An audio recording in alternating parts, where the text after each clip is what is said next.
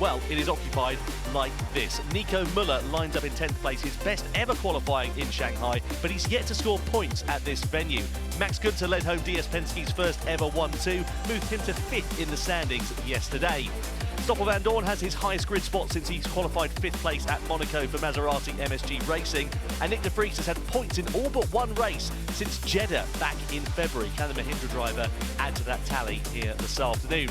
Jean-Eric Vergne outqualifies his teammate for the 5th time in season 11 as he lines up here on the grid, and alongside him is Jake Hughes for Maserati, his highest qualifying since Jeddah, where he then finished in 3rd place. Lucas de Grassi qualifies 4th. That's his best starting position since Mexico 23, where he was on pole for Mahindra. Pascal Wehrlein starts 3rd for the 3rd successive race in a row for Jaguar Porsche.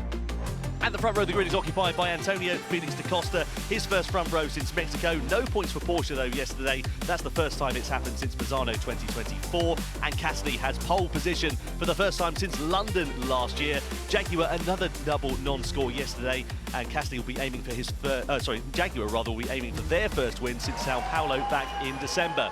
So the race now gets underway behind the safety car. So we have a 28-lapper to come here in Shanghai, and essentially, because of the safety car start due to the wet conditions, the drivers now pull away. The race has now started, Karun.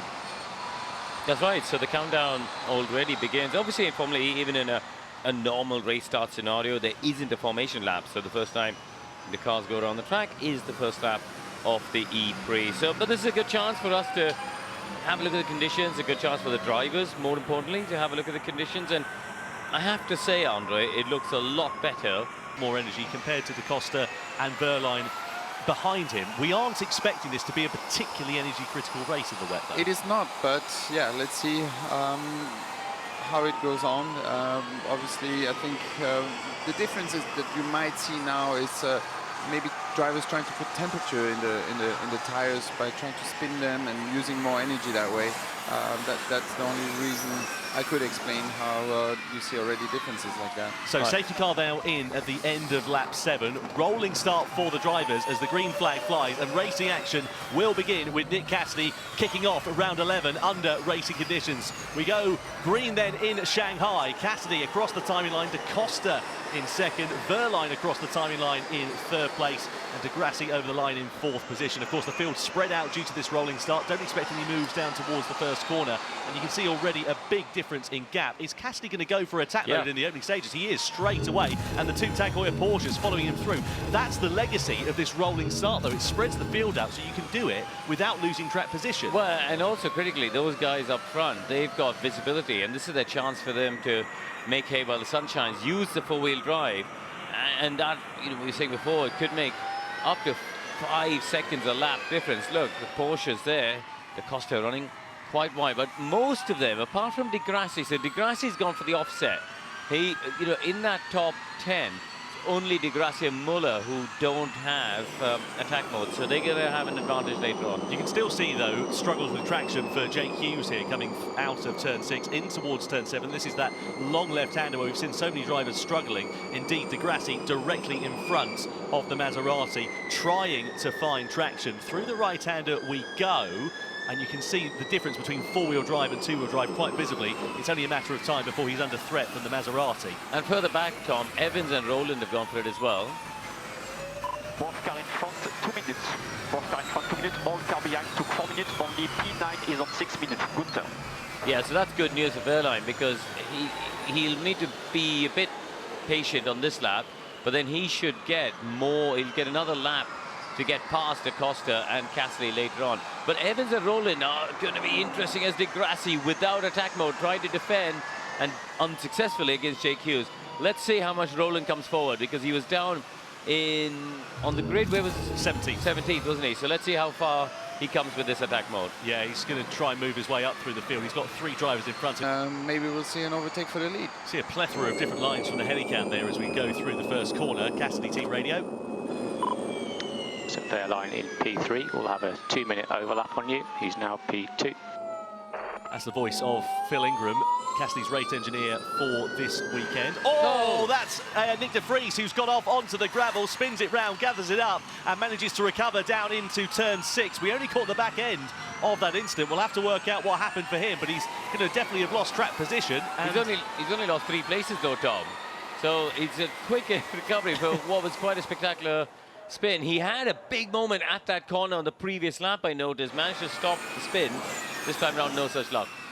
Or he could gain over 3 laps. He could gain, 3 or 4 places up there straight away. But I think the drivers in the front wanted to also keep the lead and have better visibility and not be down in the struggling areas. Oh, Wehrlein's wide in the background there at turn 8. He just about keeps it on the straight and narrow, but if there was ever a warning sign for the German driver, that was it. He just about got away with it, but he's lost hand over fist of time compared to the race leader, Cassidy.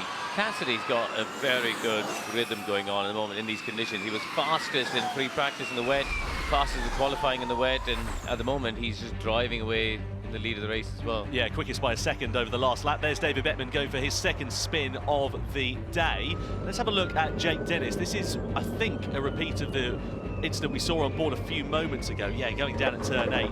No, this is the second time, because that one he was going past another car. Right, so he's at another moment at the same corner. Yeah, and he's lost track position there as well. Same thing happened to Pascal Wehrlein here. I think there's a bit of water there, and they all get caught out. Yeah, so again, just about kept on the straight and narrow, but he lost a few seconds there, did Pascal Wehrlein to Cassidy, who looks imperious in this form. 3 seconds Wehrlein lost on that lap, and you can see there is a racing line somewhere in the lake that was the Shanghai International Circuit. I need another diff setting. Yeah, I can't. We don't have the energy, Pascal, so we need to drive with that. But Wehrlein not happy with the balance of the car. So he's saying he needs another diff setting. What can you do with the diff in Formula E? How does it make a difference? Far away in terms of the track position. So will we see de Vries cycling down the order? Meanwhile, at the sharp end of this one, we haven't mentioned him for a little bit, Nick Cassidy, nearly 6 seconds in front of Pascal Wehrlein. He's got an attack mode deployment remaining in this race, has the Kiwi. He's in a great position here. Yeah, nicely in control and repeating lap by lap. I think he found the right lines, and he can focus on his driving. He doesn't have the pressure. He's just keeping it consistent and building a nice gap slowly but surely. The field is really spread out, hasn't it? De Grassi's the only one who's got Vandoorne close, but everyone else is sort of 2, 3, 4, 5 seconds apart.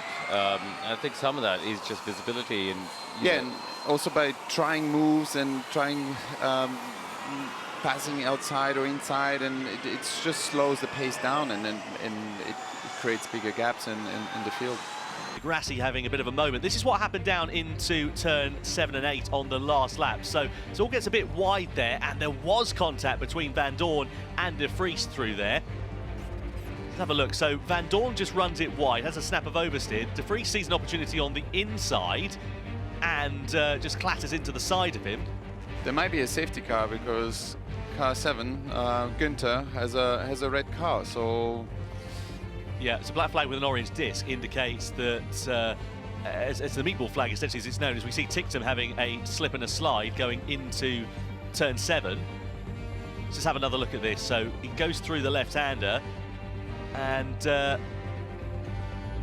just loses grip, loses traction and loses track position there as well. Lights up the rear tyres and gets it spun round, but he's now down in 21st place, unfortunately.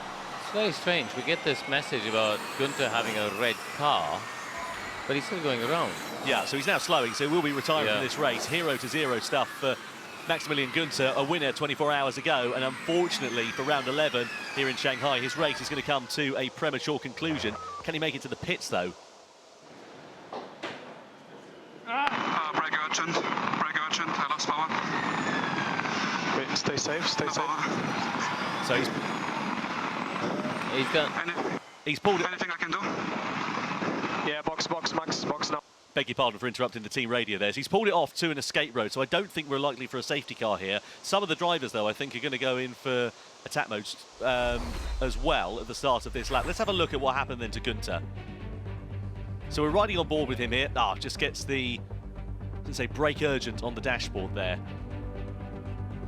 And Well, unfortunately for Günther, his race coming to an end and a technical problem thwarting a challenge for DS Penske and a double victory, at least for Günther, here this afternoon. His teammate Jean-Louis Vergne still in 5th place, still very much in contention in this race. The yellow flag is out at turn 10, courtesy of the car that has stopped of Max Günther. So let's see how that works out. We think he'll be okay because he's on an escape road, but if it's a red car, we have seen races being stopped for red cars previously, despite them being in what you would consider safe places in the race. So let's see what race direction decides here. Well, have a look here, because he's there on the left. You can see he's well out of the way. I think it should be okay. The problem is that with a red car, they can't touch it. They can't, you know, can't move it. So if he can't get out of it as well. He can't get out of it. So unless they keep a permanent yellow flag for that for the rest of the race in that location, that could work out. Clear. Yeah, track's now clear then at turn 10. So whether they've done a Control-Alt-Delete reset on the car, and either way, now the track is clear at turn 10. So no safety car to worry about. Meanwhile, Wehrlein has really managed to pull out an advantage over his teammate Antonio Felix da Costa. He was a 2.5 seconds quicker than da Costa last time around. The conditions look like they're getting a bit better. Lap times start to be faster, so drivers will be able to take a bit more risk.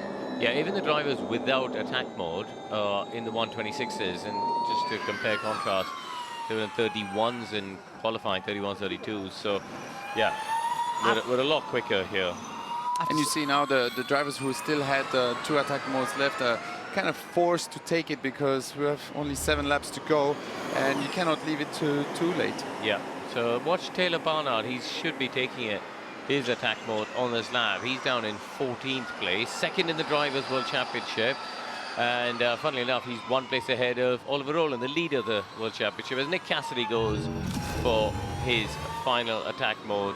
And he's had such a tough 18 months, I feel, Nick Cassidy, isn't he? Yeah, honestly, if he fell into a barrel of shoes, he'd still come out wearing socks, wouldn't he, Nick Cassidy, after the luck of run of luck that he's had over the course of... Okay, yeah. It does sort of work.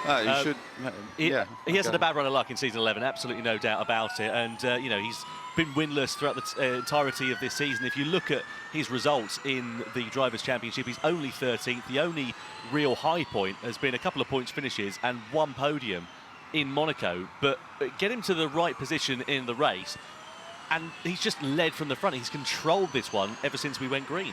Yeah, he needed the wet conditions to do it, though. And I think that's where it'll give him a lot of confidence going forward.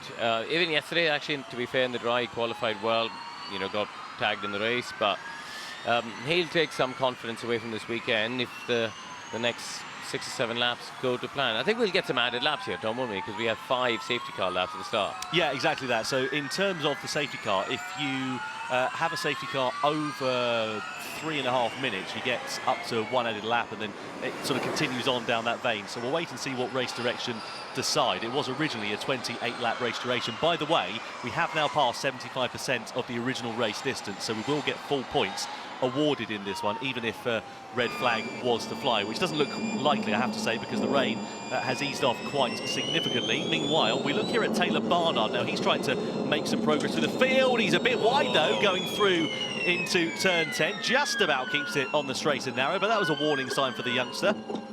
Yeah, they're all queuing up behind Jake Dennis here, so... Get the car righted. He's only a 2nd behind Oliver Rowland, so you wonder, without that incident, whether he might have been able to challenge for the lower points positions in this one. Possibly that has fallen by the wayside. If you look at Barnard now all over the back of Maloney. Dropping multi-one fixed. Sam, 2 seconds back in 350. If he catches, then you can let him through. He's got 3 minutes remaining.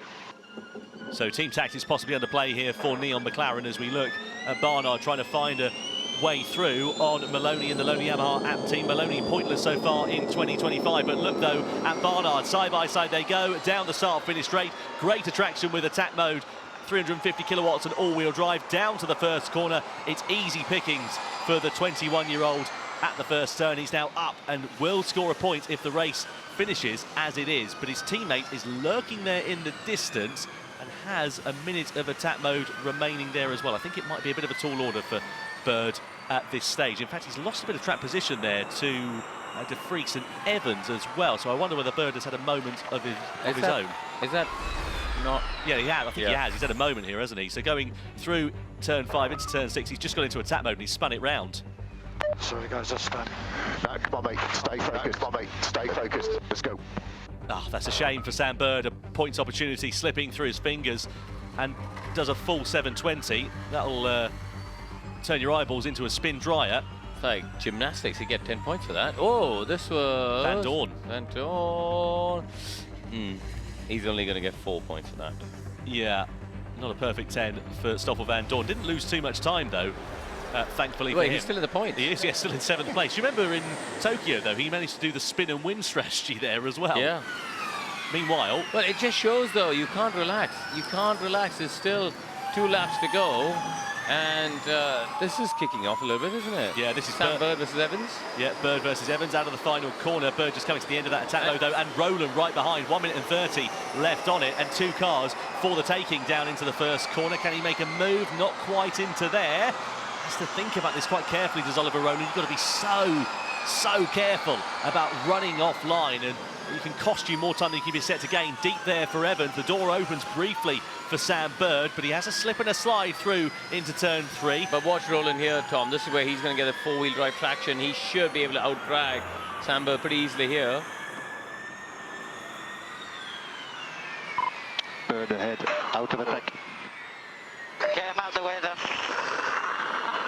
So 1 place picked off for Oliver Roland, up and into 14th place then. Next target is Mitch Evans, P13 on the road. Can he make it stick going through into turn 8? Yes, he can on the inside.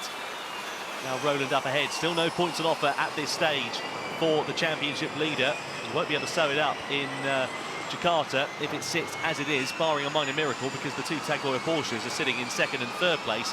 And it will also allow that team to overtake Nissan at the top of the team standings. Meanwhile, keep an eye out as well for Dan Tickton. He's just coming to the end of his attack mode deployment. He's managed to conserve a fair bit of energy. As I said, a missed opportunity here for Dan Tickton, courtesy of that spin he had earlier on in the race. I mean, Cassidy, it's like he's walking on water. I think he's taking less risk and just, he realizes he's got a buffer now of 7 seconds. No point. No point taking risk for him. And he's got a nice rhythm, and yeah, 6 seconds in the lead. Even he can afford a half spin. A lot of car going off everywhere, so please bring it up, full focus. Wehrlein given the message to just bring the car home in 2nd place. The points all important for that team in terms of the team's championship. Yeah, I think what we see now is with the conditions being less worse, like the drivers tend to push a bit more, but as soon as you go a bit offline, then you carry a bit more speed than usual, and then that's why we saw these few spins, because drivers became a bit more confident, but there's still not enough grip to up the pace. Well, Nick Cassidy, if you remember back to London 2023, the last wet race that he won, he controlled that one from lights out to the checkered flag.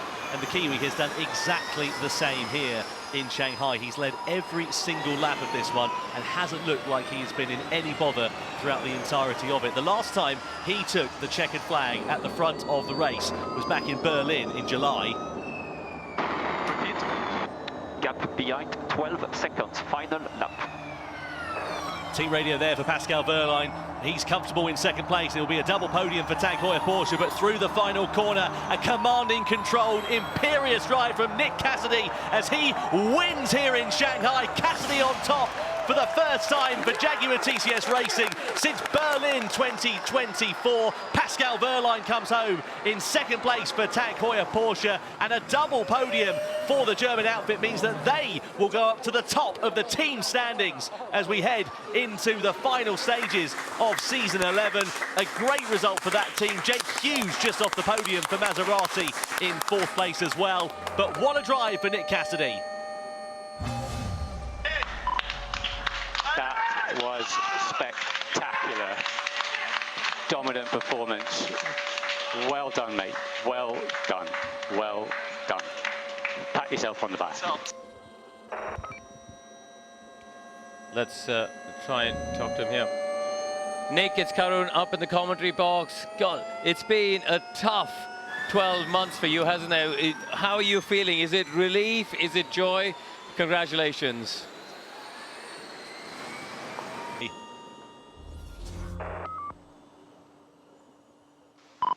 So Antonio finished P3, and thanks to the fastest lap point, we have re-overtaken Nissan in the team championship by 1 point, just for information. Season so far, their best qualifying coming into this race was 5th position, courtesy of Nick Cassidy yesterday. He stuck it on pole after qualifying here this morning, and he went through to lead every single lap and command that race to take his first win of 2025. Nick Cassidy is the man on top form here in China. What a drive, what a result, what delight for him. And finally, something for the Kiwi to smile about. The weather has been nothing short of atrocious throughout the majority of today. We've got a brief window in for the weather, and we were treated to a great race with Nick Cassidy commanding that one. The fans staying throughout all of that weather and all of the uncertainty as to whether the ePrix would even go ahead this afternoon, to stay and watch that race. And, well, I have to say, presented to him, followed by the winner's trophy here as well. And a lovely bit of silverware for the Kiwi to take home. Very emotional he was down in Parc Fermé. No surprise at all, given the trials and tribulations that he has had to deal with throughout season 11. But finally, he manages to get his just desserts. They always say that form is temporary and class is permanent. Well, Nick Cassidy certainly showed his class in that race. And we get to do it all again in Jakarta in 2 weeks' time. Formula E's first visit there since season 9. Looking forward to seeing what is going to happen in terms